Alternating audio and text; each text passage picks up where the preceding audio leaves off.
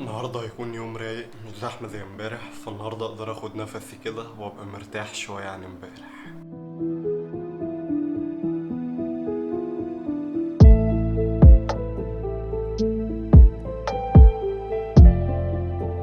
تعرفين ان في حاجات بسيطة جدا بتضايقني؟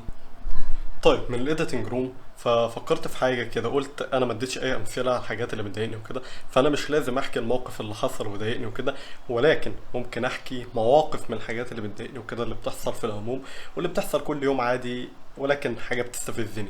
واحد من ضمن الحاجات اللي بتستفزني حرفيا ان حد يخش عندي البيت بالجزمه. اكتر حاجه بتضايقني حرفيا، وخصوصا يعني لو حد من بره البيت ماشي معذور الكلام ده كله، لكن لو حد بقى من البيت لا اصلا نسيت اشرب، اصلا نسيت اجيب مش عارف ايه، اصلا مش عارف ايه. الحاجه دي بتضايقني جدا.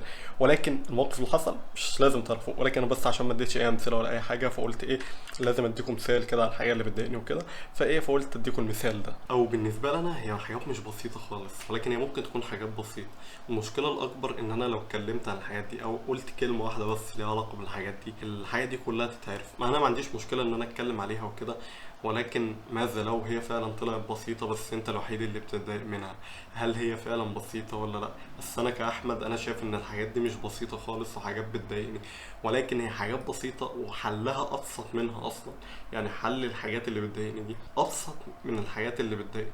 بس الفكرة ان هي كل يوم بتحصل، فالواحد بيتخنق، بيجي في وقت زي دلوقتي كده اللي هو خلاص جاب اخره فاتخنق. فانا الصراحه متضايق جدا في بدايه اليوم، فمحتاج اعمل حاجه دلوقتي ترجع لي نفس الطاقه اللي كانت عندي في بدايه اليوم، تخليني مش متضايق، تخليني مبسوط اكتر بعد ما اعملها. فمفيش دلوقتي غير حاجه واحده اقدر اعملها وتخليني مبسوط بعد ما اعملها.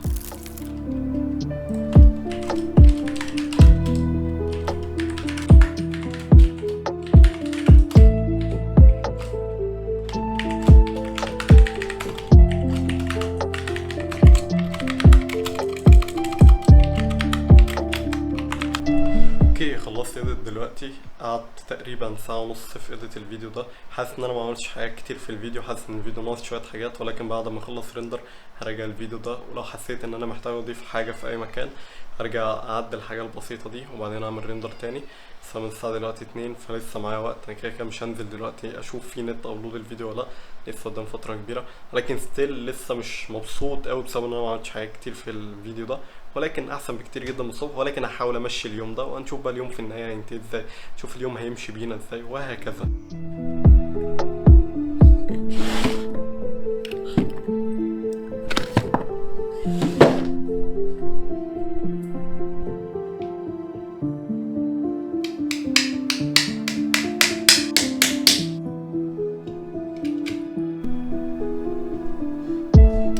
اوكي الترايبود ده القديم اللي انا كنت بستخدمه للاسف من بعد ما باظ وكده، وجبت اللي انا بصور بيه دلوقتي. اكتشفت ان اللي انا بصور بيه دلوقتي ده حالته تعبانه جدا، يعني بدأ يتكسر كده من بعد ما كملش شهر معايا وبدأ يتكسر وكده.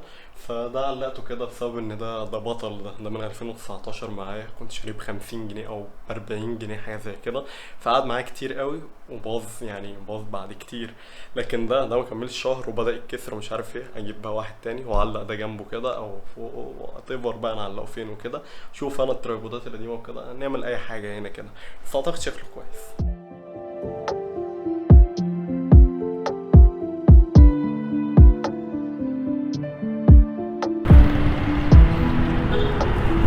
شغال.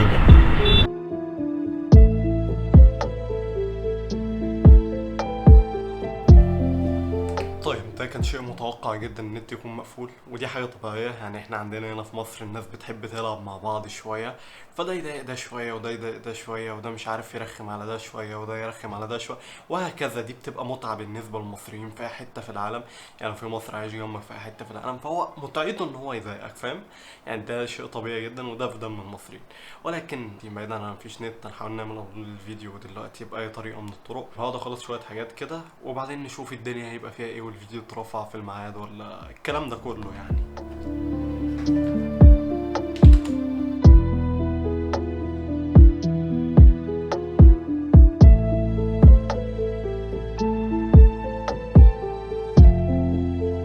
ياه مش كنت عملت الحوار ده في بدايه اليوم. الحقيقه انا ما توقعتش ان انا بعد ما اعمل شويه الحاجات الممله بالنسبه لي دي ان انا ابقى مبسوط كده في نهايه اليوم. انا طول اليوم كنت متضايق جدا الصراحه بسبب المواقف اللي حصلت في بدايه اليوم. انا عارف ان ده شيء غلط ان انا اخلي حاجه تاثر عليها وكده، ولكن انا احيانا كنت متضايق، الموضوع ده كان مضايقني. لكن لما قعدت دلوقتي قلت انا لما اعمل الفيديو ابلود، وبالمناسبه الفيديو عمل ابلود على الميعاد بالظبط، مش عارف ازاي بس قشطه يعني الحمد لله. ولكن لما قعدت اخلص شويه حاجات كانت متاجله، مش كلها ولكن خلصت تقريبا 80% منها، فده انجاز كبير جدا بالنسبه لي. فاجي بقيت مبسوط ان انا عملت الحاجات دي.